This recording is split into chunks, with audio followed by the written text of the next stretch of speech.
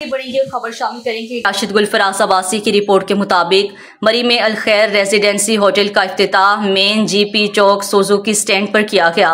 इफ्तिताही तकरीब के मेहमान खुसूसी मुस्लिम लीग नून के सीनियर रहनुमा हाजी अक्सरीन अब्बासी, साबिक नाजिम यूसी नंबल अलहाज अरशद नवाज अब्बासी, मुस्लिम लीग नून यूसी नंबल के सदर ज़ियाउल अब्बासी, राजा हारून महफूज, जुनैद अक्सरीन अब्बासी, कारोबारी शख्सियत फ़याज़ अब्बासी, इलियास अब्बासी, सुहेल अब्बासी, फहद अब्बासी, हमायूं मुर्तज़ा अब्बासी, सादात मुर्तज़ा अब्बासी, नंबरदार ज़फ़र अब्बासी, कैसर अब्बासी, आमिर अब्बासी, रमज़ान अब्बासी के अलावा सियासी, समाजी, कारोबार, मजहबी शख्सियात ने कसीर तादाद में शिरकत की।